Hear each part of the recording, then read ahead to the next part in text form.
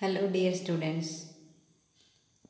Today's portion is decimal expansion of a rational number. We can start with these examples. 20 by 8. We all know that 20 by 8 is a rational number. Why 20 by 8 is a rational number? That is in the form of P by Q.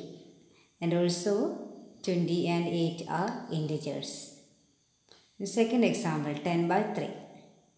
10 by 3 is also a rational number. Is it? Same way in the form of P by Q, and 10 is an integer, 3 is also an integer. Then now think about its decimal expansion. That is, when we divide 20 by 8, we will get its quotient 2.5. When we divide 10 by 3, we will get its quotient 3.333, etc. Is it, dear children? That is, decimal expansion of 20 by 8 is 2.5. 2.5 is terminating. That means after 5 there is no number, or we can tell it is ending there. Then in the case of 10 by 3, that is 3.333, that means it is not terminating but repeating. Same 3 is repeating.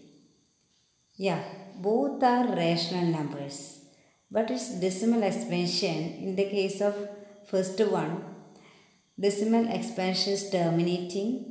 In the case of second one, decimal expansion is non-terminating but repeating. That is, in the case of a rational number, its decimal expansion is either terminating or non-terminating but repeating. That is, to check whether the given number is rational number or not, if its decimal expansion is terminating, it is a rational number. If it is not terminating but repeating, again it is also a rational number. That is, in the case of a rational number, its decimal expansion is terminating or non-terminating but repeating. But if it is non-terminating and not repeating, that is a irrational number. Okay, dear children. These are the concepts you have to understand first. Next, we are moving to very important theorems of this chapter. First theorem is, let x be a rational number whose decimal expansion terminates.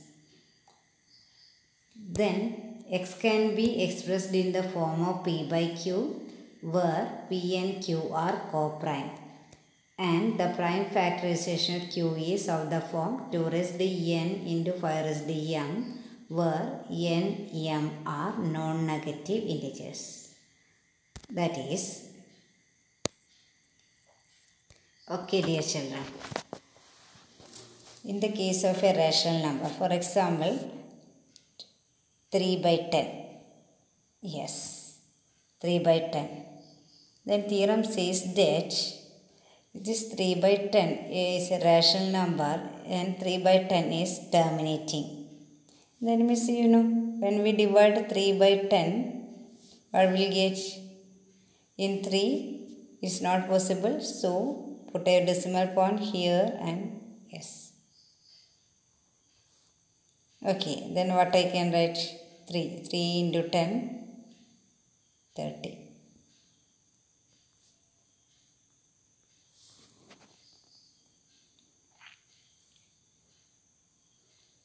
That is, dear children, 3 by 10 is terminating. Point 3. That is, after 3 there is no number.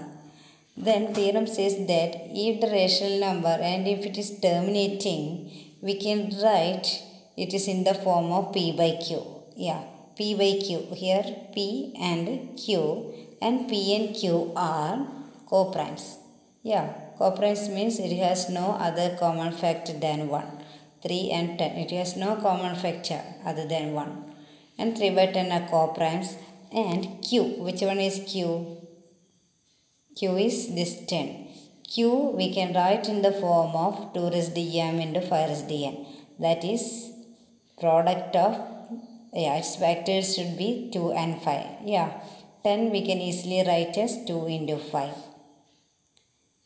According to the theorem, a rational number, if it is terminating, we can write that in the form of P by Q, with P and Q are co-primes, and Q can be written in the form of 2 raised to m into 5 raised to n. Okay. One more example. Then another example, 1 by 2. Okay. 1 by 2. We can check it whether it is terminating or 1 by 2. 0. Yes. 5 to 10. 0.5. It is also terminating. Then according to the theorem, 1 by 2, it is again in the form of P by Q, and 1 and 2 has no other common factor than 1. And Q, that is Q can be written in the form of 2 raised to m into 5 raised to n.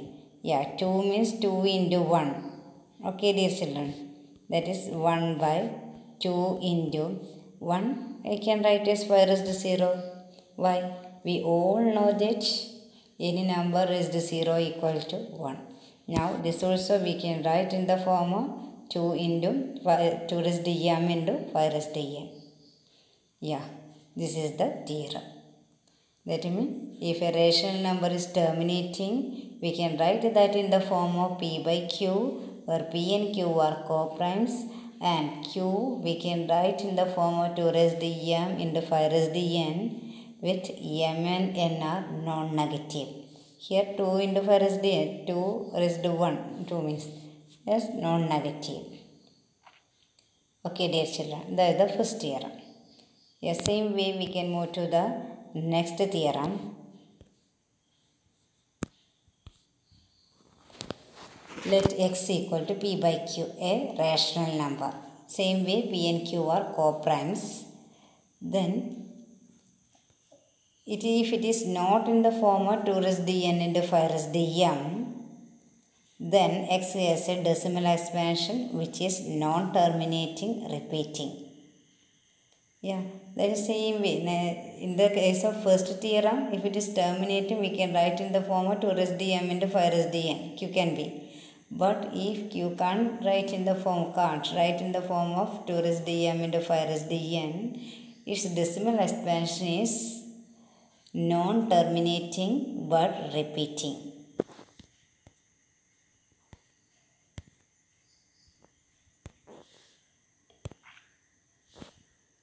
Okay. That means if the same example we can write 10 by 3. 10 by 3. 10 by 3 means 10. That means can we write 3 into 1 only? Can we write 3 in the form of 2 raised to m into 5 raised to n? No, in 3 there is no 2 and 5. Okay, dear children. If it can't write in the form of 2 raised to m into 5 raised to n, it will be non-terminating but repeating. We can check 10 by 3.